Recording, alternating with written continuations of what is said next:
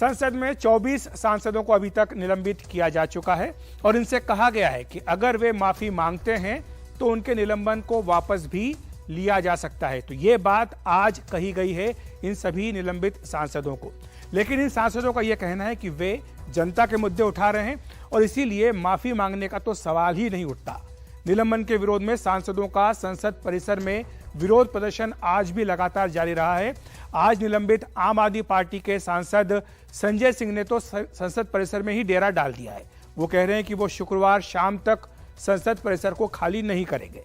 इससे पहले गतिरोध को सुलझाने के लिए राज्यसभा के सभापति एम वेंकैया नायडू ने पहल की थी और आज सुबह वेंकैया नायडू के चैम्बर में एक बैठक हुई थी और इसमें एक फार्मूले पर विचार किया गया कि गतिरोध को किस तरह से सुलझाया जा सकता है। उस पर हम एक बार नजर डाल लेते हैं कि क्या फार्मूला बना है। आज विपक्ष के 10 नेता हैं जो राज्यसभा के सभापति वेंकैया नायडू से मिले हैं और यहां पर स्पष्ट किया गया कि क्या सरकार की ओर से पेशकश हो सकती है इस गतिरोध को सुलझाने के लिए। कौन लोग मिले हैं उन पर एक बार देख लेते हैं। मिलने वालों में कांग्रेस के वेणुगोपाल थे, इसके अलावा समाजवादी पार्टी के रामगोपाल यादव भी मिलने वालों में से थे। टीएमसी के डेरेक ओब्रायन इस बैठक में शामिल थे। इसके साथ ही डीएमके की ओर से तिरुचि शिवा ने बैठक में हिस्सा लिया। शिवसेना के संजय राउत भी इस बैठक में मौजूद थे।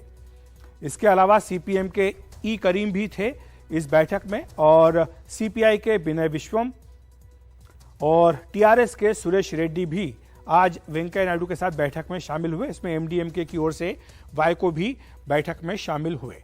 और आखिर हुआ क्या? उन्होंने कहा कि 19 सांसद, तब तक 19 थे, बाद में संजय सिंह का नाम भी जोड़ा गया, तो 19 सांसदों का निलंबन वापस होना चाहिए। इस पर सभापति वेंकैया नायडू ने कहा कि अगर सांसद माफी मांगते हैं तभी उनका निलंबन वापस हो पाएगा। सांसदों को अपने व्यवहार की गंभीरता का एहसास होना चाहिए, ये बात वेंकैया नायडू की ओर से कही गई। और उन्होंने ये भी कहा कि जब पीठासीन अधिकारी ने उन्हें निलंबित किया तो उनके ऊपर क्या गुजरी होगी, इस बात को भी इन सांसदों को समझना चाहिए। तो ये भावुक मामला भी आज इस बैठक में हुआ और उन्होंने कहा, अपने अपने नेताओं से कहा कि अपनी अपनी पार्टी के सांसदों से कहें कि सदन को चलने दिया जाए, सदन में गतिरोध नहीं होना चाहिए।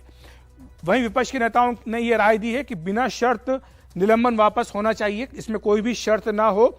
जो माफी मांगने की शर्त रखी गई है उसको खारिज कर दिया गया। और सरकार की ओर से बैठक में संसदीय कार्य मंत्री प्रहलाद जोशी थे, सदन के नेता पीयूष गोयल थे और साथ ही संसदीय कार्य राज्य मंत्री मुरलीधरन भी इस बैठक में मौजूद थे।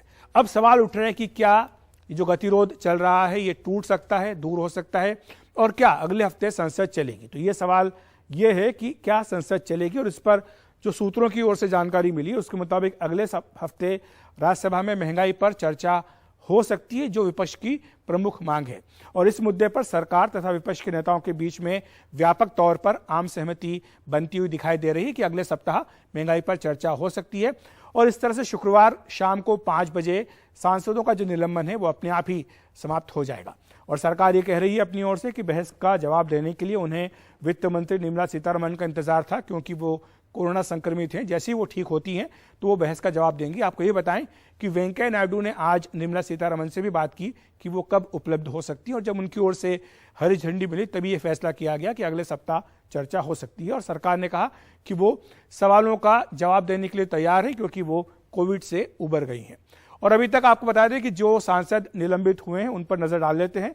आज संजय सिंह को निलंबित कर दिया गया क्योंकि कल उन्होंने कागज फेंके थे चेयर के ऊपर। इसके अलावा आपको बता दें कि उन्हें मिलाकर के अभी तक राज्यसभा के 20 सांसदों को निलंबित किया जा चुका है। वहीं मंगलवार को 19 सांसदों को निलंबित किया गया था। इसमें आज संजय सिंह का नाम जोड़ा गया है।